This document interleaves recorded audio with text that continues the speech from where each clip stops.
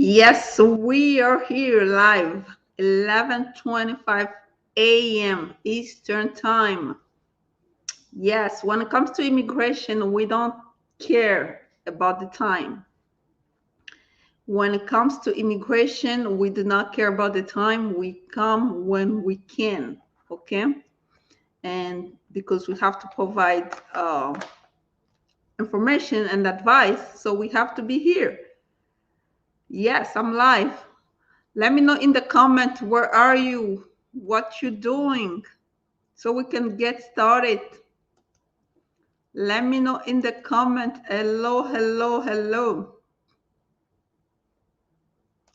Hello, hello, hello.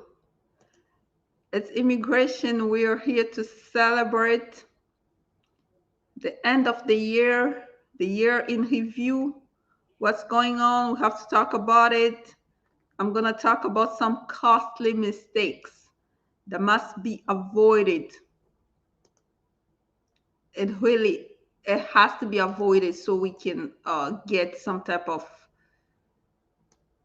green card as soon as possible if we avoid those mistakes. Yes, let me know in the comment, where are you? And please like, please share. Let me know in the comment, where are you? Mistake number one is failure to disclose. Okay, failure to disclose, it's a mistake to avoid, because when somebody failed to disclose some material facts, this could undermine their potential or their ability to get the green card.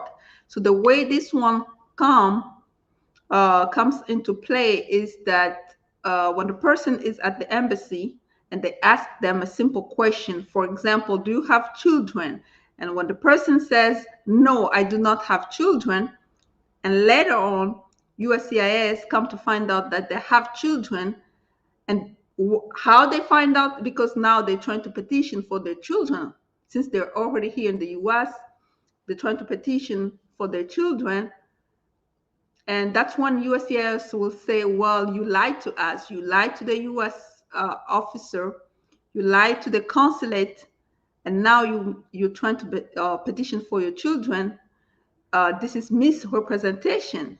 As a matter of fact, the green card that you receive was fraudulent because you did not disclose those facts.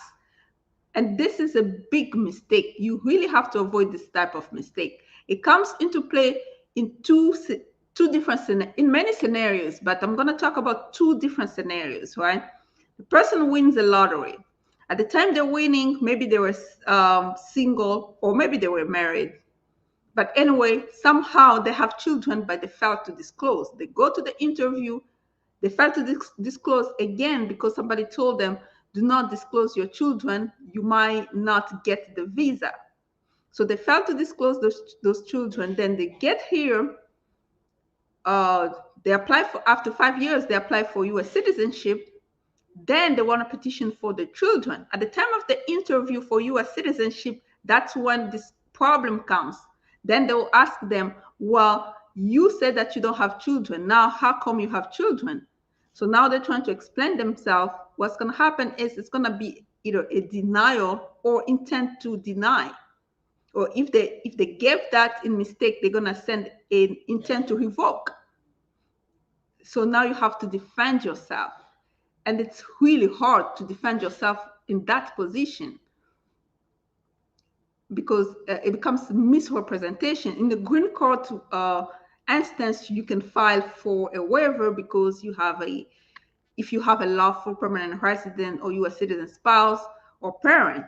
But in case of naturalization, it's even harder because now it becomes a question of good moral and character, lacking good moral and character. Patricia Ali, how are you? How are you doing? Let me know in the comment if you have a question. So that's the mistake number one, failure to disclose. Mistake number two, filing a frivolous asylum claim.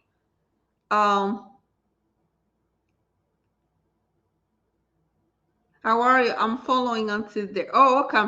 So yeah, if you have a question, just put it in the comment. I'm doing well. This is it's Friday. the end of the week. I'm doing well, so I'm here to advise and respond to questions. Okay, if you have a question, just put it in the comment. So mistake number 2, filing a frivolous asylum claim. Okay, and this one, sometimes the person really just doesn't know what's going on. And I've seen a scenario where the person files for asylum, the asylum is granted, then the person just right after the asylum was granted, the person goes to their country, the country where they claim they fear persecution, you see? And then when they're coming back, USCIS asks them, well, not USCIS, actually at the CBP, they ask you, well, where are you coming from? Then you say, well, I'm coming from my country. And they will say, well, but you claimed asylum. You claim that you fear persecution. How come they just grant you asylum today? The next day we know you're going back home. So this asylum wasn't genuine. So this was a lie. So at that point, the person will find themselves again in removal proceedings trying to defend themselves. And if they cannot defend themselves properly, it's going to be considered frivolous. Then they're going to revoke the asylum. Then they're going to be barred from any other subsequent petitions, except for withholding of removal, of course, or CAT. But other petitions, even TPS, they will be barred from it. Filing asylum claim, frivolous asylum claim, it's a big, big no. Mistake number 3, fraudulent marriage, sham marriage. If USCIS, if your application has been deemed as frivolous by USCIS, you have to fight it. You have to fight the decision. You have to appeal the decision. You have to go to federal court. You have to go all the way up to appeal it. Fight this decision until they're going to remove it from the system. Because the moment you just leave it like that, my friend, it means that the marriage in question was fraudulent, and the person will be barred from any other subsequent petitions, meaning that they cannot do anything else. That's a big mistake. Mistake number 4, falsely claiming U.S. citizenship. That's another costly mistake. Okay, falsely claiming U.S. citizenship is a big no. And this one comes into play when a person goes to either the DMV or they're filing a application for a job. So then maybe sometime by mistake, they just forget to say, instead of putting, I'm not a U.S. citizen, they put U.S. citizen so they can get a job. And once USCIS find out, they will pretty much deny you any other subsequent petitions. That's it. You're barred from anything unless you fight it. Unless you fight it, you fight it, you fight it until the decision changes. So that's what you have to avoid. 4 mistakes: costly, failure to disclose, frivolous asylum claim, fraudulent marriage, falsely claiming U.S. citizenship. Okay, let's take questions. Okay, Shell Amos, how are you? I'm thinking of volunteer departure. Okay. So if you're thinking about this coming June, okay, if you're thinking about volunteer departure, right, and then volunteer departure is granted to you, you have to leave within that time, that period of time that volunteer departure is granted to you. Why? Because if you leave voluntarily, then at some point you can come back. If you have, let's say, you have a child who's a U.S. citizen, then when they turn 21, they petition for you, you can come back. You can get the immigrant visa from your embassy and come back. But if you fail to leave within the time they give you to leave, then what's going to happen is you're going to be barred from 10 years to adjust status. And when the time comes to adjust status after the 10 years, you have to go again back to court, try to reopen the motion. Try to file a motion to reopen. And eventually, if they agree, then you reopen the case, then I try to adjust status. But 10 years, you cannot do anything. So if you decided to actually um, leave, you have to follow proper procedure. You have to leave within that time frame, that 30 days or 33 days, unless you extend it. Oh, you're thinking about trying EB3. Okay. Yeah. So leaving, to be honest with you, if you leave within that time frame, then you have better chances to come back. That's just what other people do. They leave, then eventually they give some lapse of time, and then they try for EB3, and then they come back. So I'm doing well. Concerning my case, is there any good news concerning it? Patricia Ali, what is your case? I can't remember your case. What is your case, Patricia Ali? I can't remember it. Oh, okay. Yes, you do. Yeah, good luck to you, Charles Amos. Good luck to you. So if you followed proper procedure, you have better chance to come back. Yeah, good luck to you. So, Patricia Ali, I don't remember your case. So I don't know. I don't remember your case. So I don't know exactly what to say. By the way, we have 4 people in the house. Please like, please share. Please like, please share. We are talking about mistakes to avoid. Yes, mistakes to avoid. We are talking about it. Please like, please share, because we need to reach a lot of people, okay?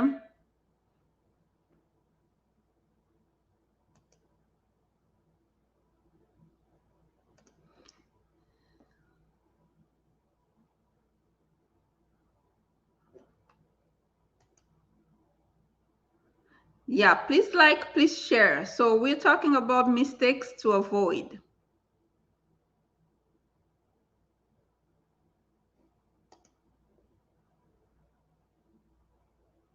Your deportation, Patricia Ali.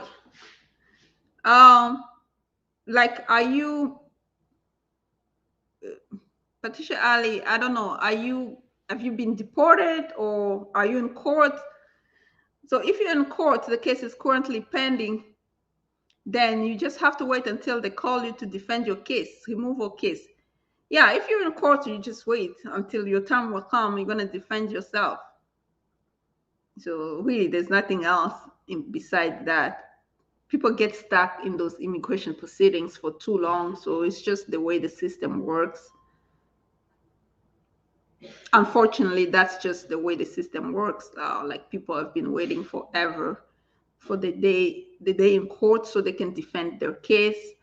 Yeah, so there's no news as far as the bill is concerned, as far as anything, any changes. No, there's no news, nothing at all going on. It's just that nothing really. We're just waiting for next year. Probably something better is gonna come next year, since it's decision year next year. But other than that, there's really nothing going on. Anybody else has a question?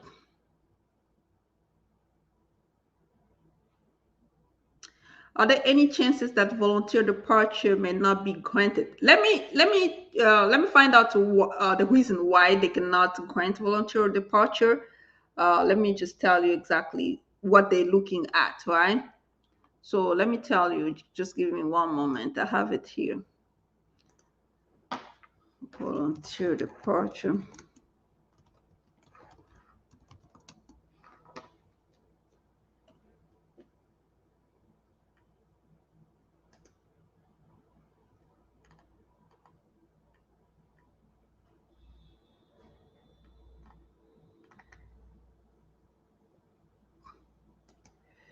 Volunteer departure. There's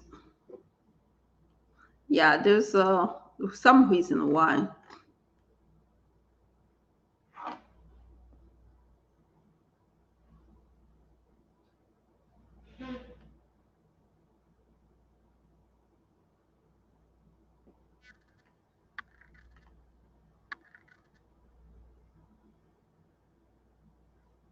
Okay. So let me share with you, right? Yeah, let me share with you. Let me share the screen. Charles Amos. Okay, hold on. Let me share the screen.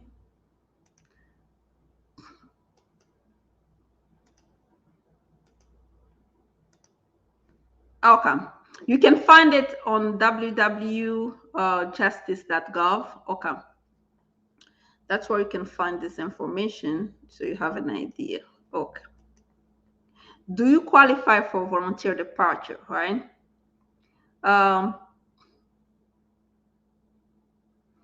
you qualify for volunteer departure pre-conclusion. You must request volunteer departure on or before the day your case is scheduled for final hearing. If you agree that you are not legally in the US, you waive any application, you show that you have the intention and the money to leave, you demonstrate that you're a good person. So,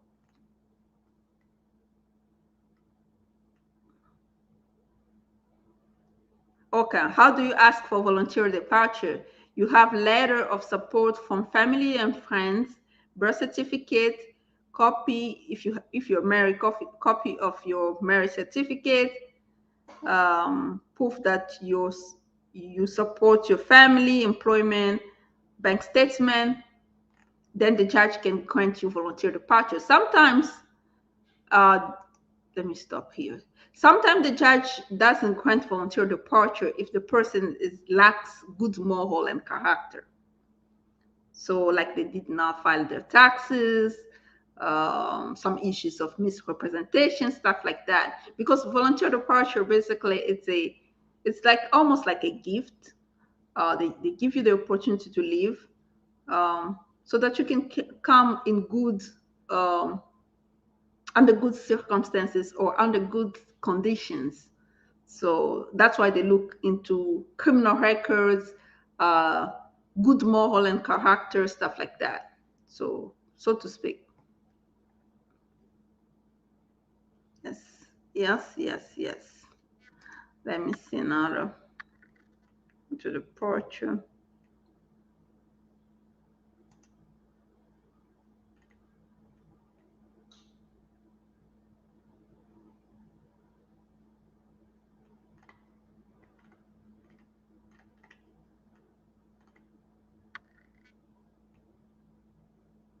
Yeah, so the person is eligible if they've been present in the United States for at least 1 year, have the financial means to post a bond within 5 days of the judge's order, have been a good moral person, a good moral and character for the last 5 years. That's why I was talking about good moral and character, not being aggravated felon or terrorist. I've never been granted volunteer departure before. Produce a valid passport. Uh, and establish that you have financial means. So if you don't have criminal record, really, you should be fine.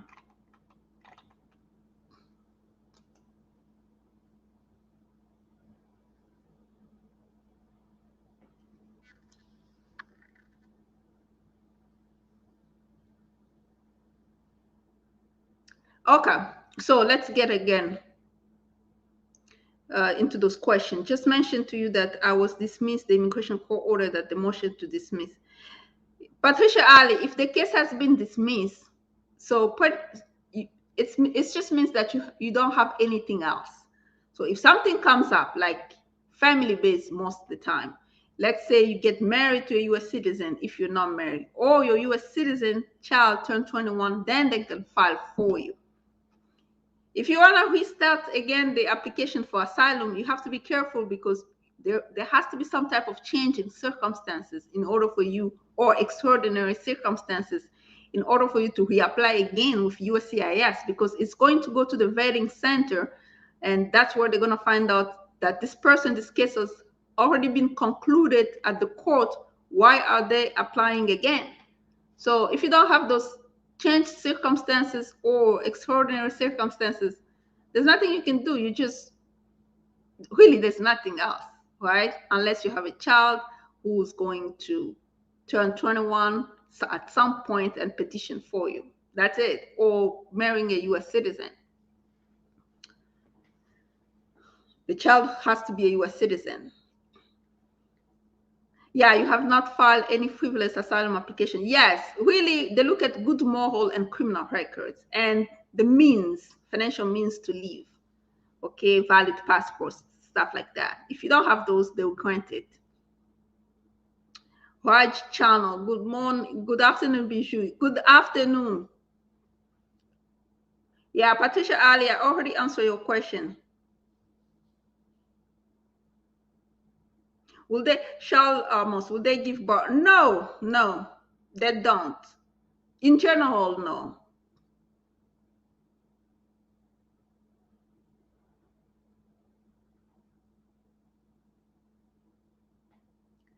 No, child Amos, no, it doesn't work like that. Volunteer departure is just they give you the opportunity to leave voluntarily and come back under right circumstances. Um, there's no bar associated to it, as far as I know. Yeah, unless something changed in the law, but there's no bar associated to it, as far as I know. If you've been here for more than 1 year and you leave, I know that's unlawful presence, but the fact that you left voluntarily, it kind of like cancels a lot of things for you. So yeah, if you have the opportunity to apply for EB3, just do it and see what's gonna happen.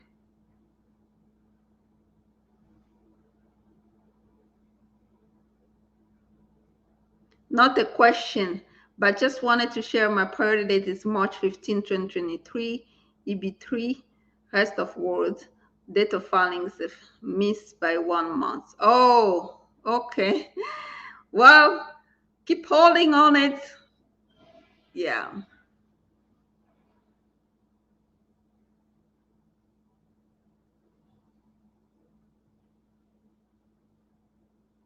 Oh, okay. Many people are willing to petition for you for the EB3. Yes. Just try it. Since you'll be outside, you get your visa from outside. Yeah, if you have no criminal record, really, chances are you come back. Yeah, I usually suggest people to give it some times, maybe even at least 6 months before they start those application, just to give it some time to lapse, right? So to put yourself in a better position, but it doesn't mean that you have to wait that long. It's just like if if somebody asks me how soon should I apply, I'll say wait at least 180 days. Yeah. So anything else? Anybody else has a question?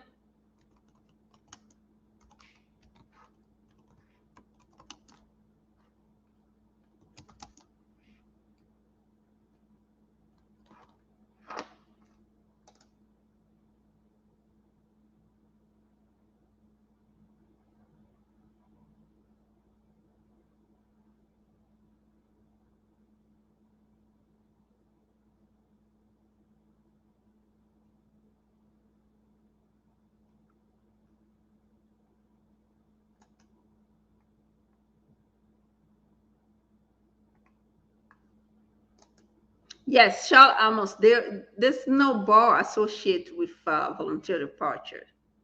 So if you come back legally, you pretty much gonna have more luck.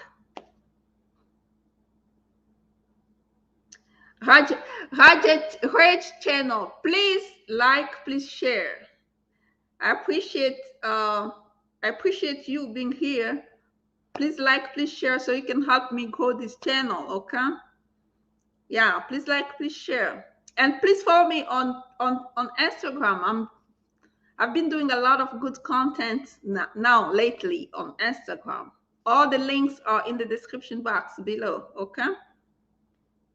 You're welcome, Charles Amos. You're welcome.